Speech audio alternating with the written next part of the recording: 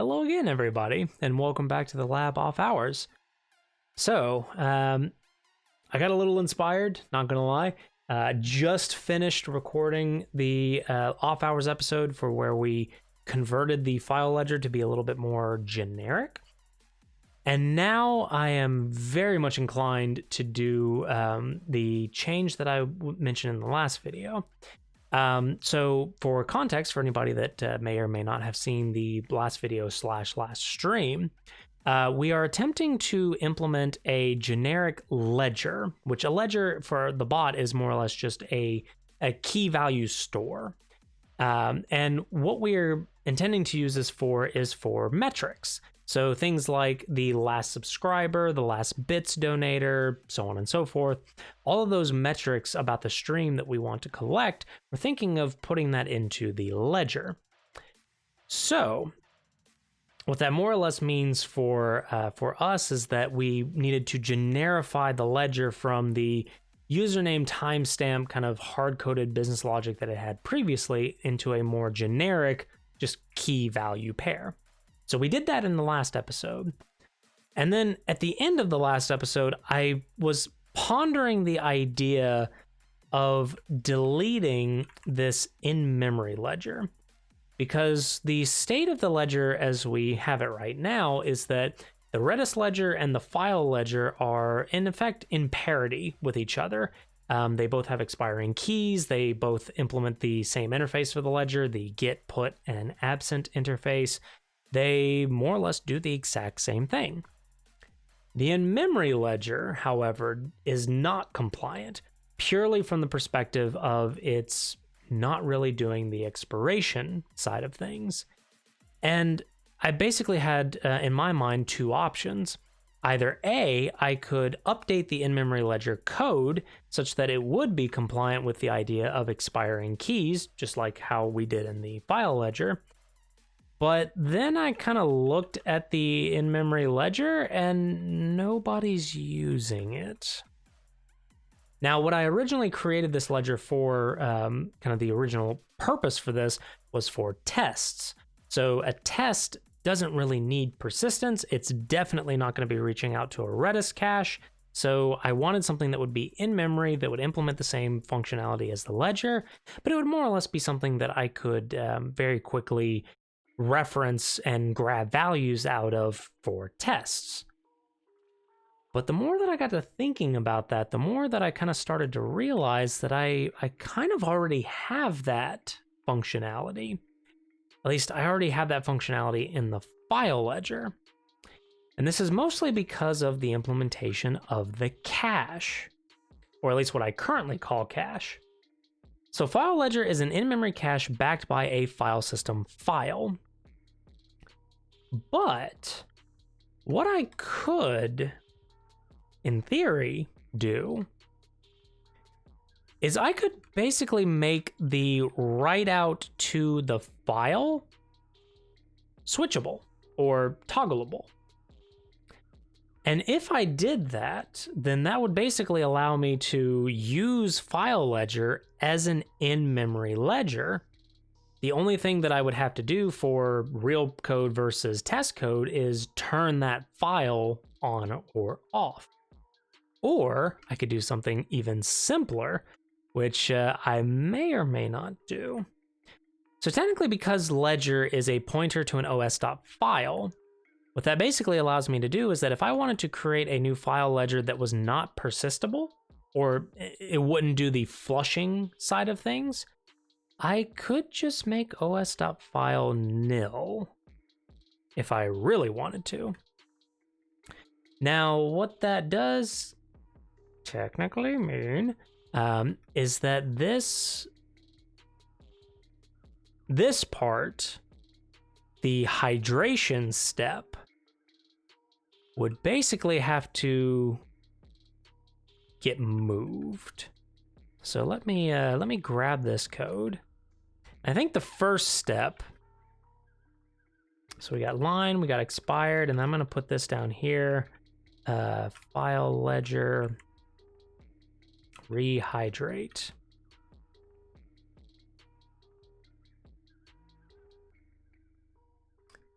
Now,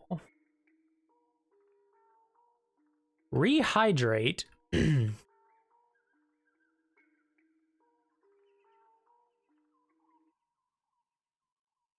is interesting.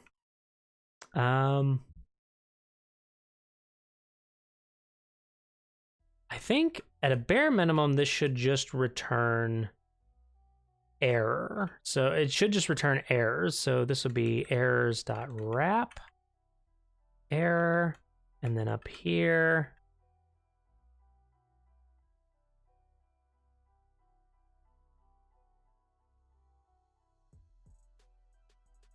this would be, oops, fmt.sprintf. So we would do something like that. And more or less the purpose of rehydrate is just to, it's just to take that logic where we are actually reading from the ledger, whatever that ledger may be, which in our case, ledger is going to be an os.file. And then line separator and field separator are strings. And technically delete to like that. Rehydrate. So rehydrate reads the given file. Oh, I guess technically it would need to return a file ledger. So, yeah. And returns a hydrated file ledger. So we would need to include that as part of the return. File ledger errors.wrap. Now, what else do we have in here? We do have key expiration time. Alternatively, we could make this ledger is of type file ledger, rehydrate, and then we wouldn't have to call that. We would just have to do l.ledger, l.line separator, l.field separator, and then l.key expiration time seconds.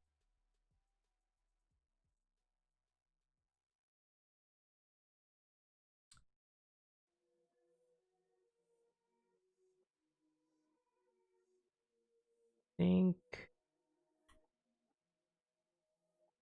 Oh yes, and then l.cache key entry. Do I not keep? Oh, I call it expiration. Yeah. So this is expiration.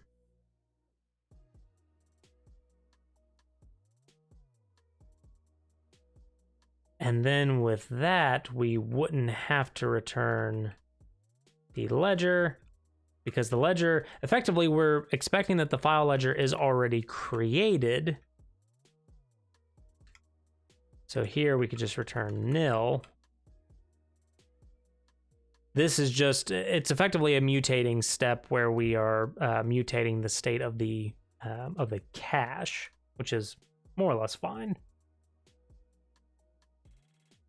It's not very functional programming of us, to be perfectly honest. So file ledger, cache, separator, field separator, key expiration time seconds. And now what we can do is we can say if ledger does not equal to nil, then file ledger dot rehydrate, and then setting up the setting up the flush method.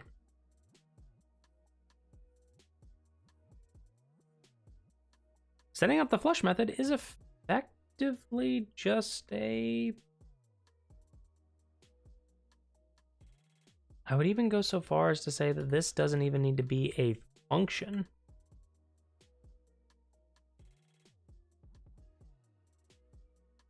Nah, I like functions. I like functions for their readability, just saying. Now,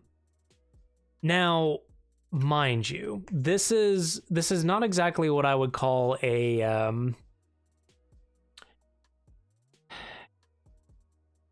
this is not what I would call great, to be perfectly honest. The other thing to make this work as well is that we would have to have, let's see here,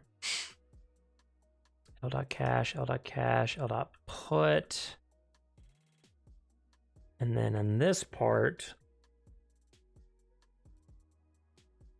if l.persistent, then do that part, which l.persistent would more or less have to be a Boolean. So persistent is a Boolean. And then here, we could say new file ledger, but we could also have a func new in memory ledger. Key expiration time seconds is an int64 like it always has been. And this will return a file ledger or an error. And then more or less what we could do here is we could just say return new file ledger nil key expiration time seconds. It's technically okay, we're technically hiding that fact. Not gonna lie. We are hiding the fact that this is logic. So we're basically making it very explicit that new in-memory ledger, new in-memory, yeah, I can't type right now. New in-memory ledger, ugh. There we go, is a ledger that does not persist its in-memory cache. And then file ledger is a file ledger that persists its cache to the given file.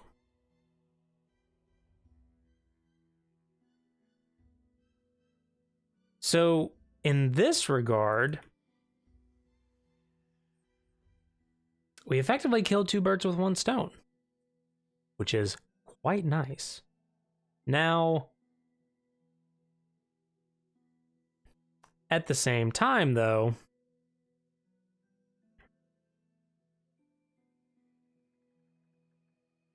we also need to do this. If l.absent key, then otherwise we return that. It's a little less efficient technically by like an order of what, microseconds, nanoseconds? It's basically just we're going to check the value to ensure that that value is not expired, because Git should propagate the expiration requirement. Put does more or less the same thing. So if l.persistent, what we want to do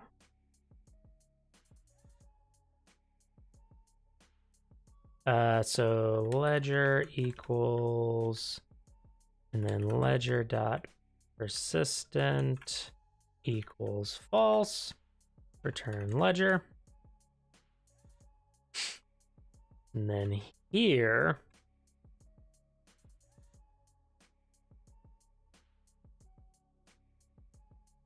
Persistent is we can actually just do something very simple here. We can just say ledger does not equal to nil. And then we can say if file ledger dot persistent, then we set this up. Oops. So now we can just again return new file ledger. And we're basically hiding the idea of, okay, well, given it's os.file, if os.file is nil, it is assumed to be a non-persisting ledger. We're basically hiding that that logic from the rest of the code.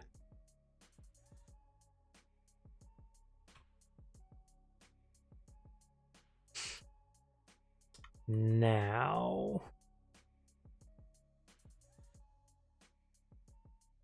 oh God, I have lost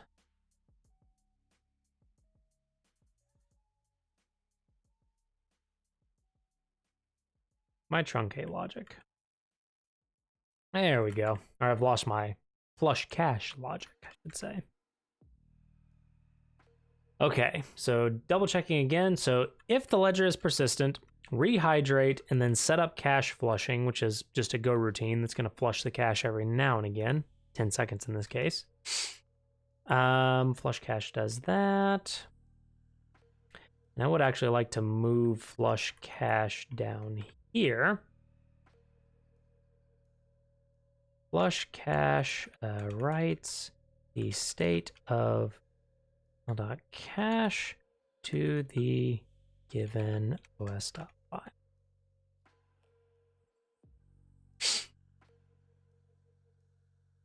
And we can give ourselves a little bit of a check. So if l.ledger equals nil, log.println warn flush cache called for a nil ledger.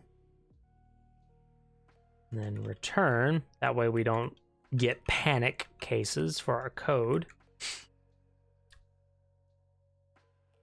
Hydrate expired line, and then we've got our public API, which is get, put, and absent. Easy peasy. Don't know why that's there.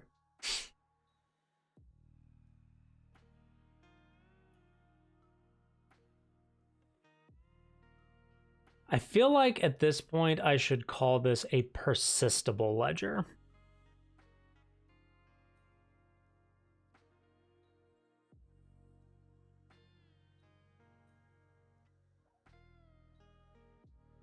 So persistable ledger is a in-memory cache backed by a FS file if persistent. But if you'd use new in-memory ledger, well, that is a ledger that does not persist its in-memory cache. File ledger, on the other hand, very explicitly is a file ledger. So in the previous video, I talked about some possible ideas for how to make this a little bit more generic to files. But for the time being, I feel like that's probably an optimization that I don't really need to make right now.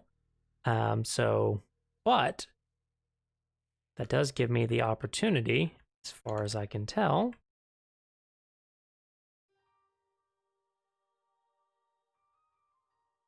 yep.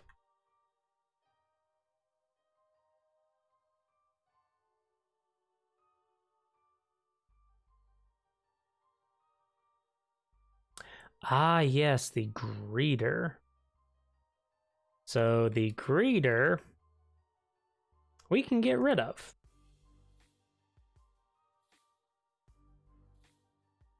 I believe. No?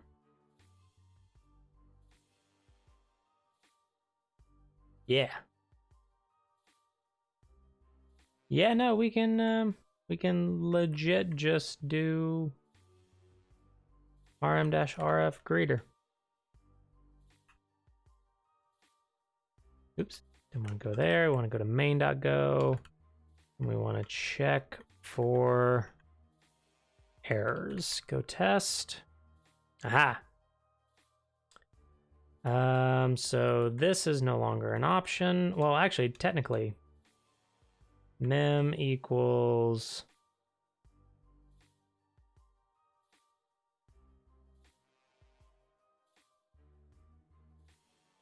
like so. And then key expiration time seconds is still a thing.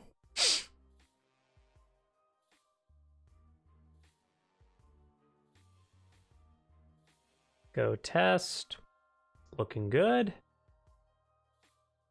Source and then go run just to make sure that everything still starts up properly. Ooh, geez. Yeah, so this is because we now have an old ledger. So rm ledger.text. Go run main.go.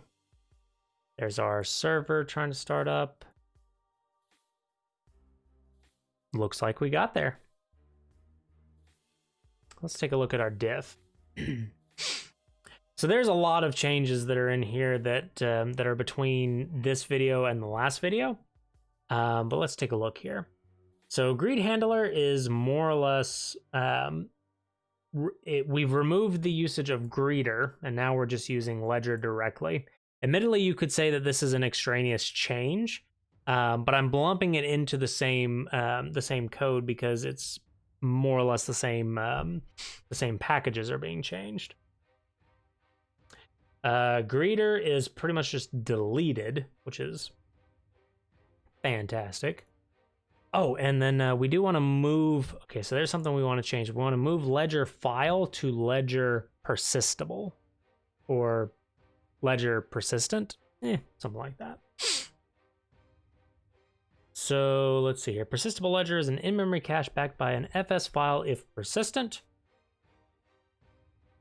Entry is the data that is stored inside of that cache. And then new in-memory ledger is a ledger that does not persist its in-memory cache.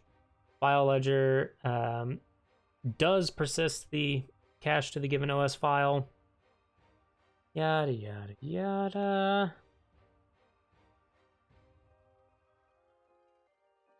I almost feel like if you call new file ledger, I'm kind of being a little lazy here. At the same time, I'm also reusing logic, so should kind of be careful there. Persistable ledger, get, put, and absent are all there. Line was updated. Rehydrate is now a function. Let's see here. And memory is now deleted. Yeah. And then Redis ledger was updated. Okay, so first we're going to move ledger file to ledger persistable.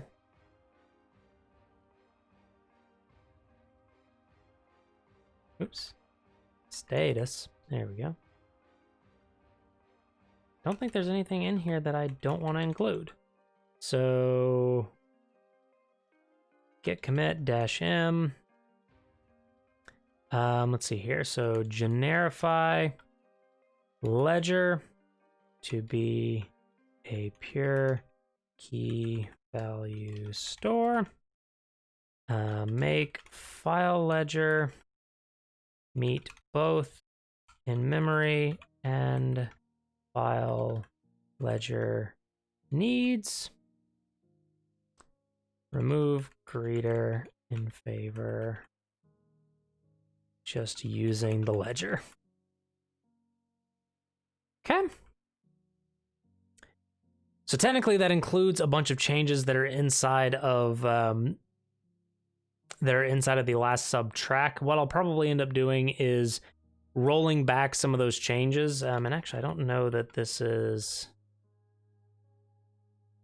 I don't really know that last sub track is necessarily to that point, but we can check that in the PR later.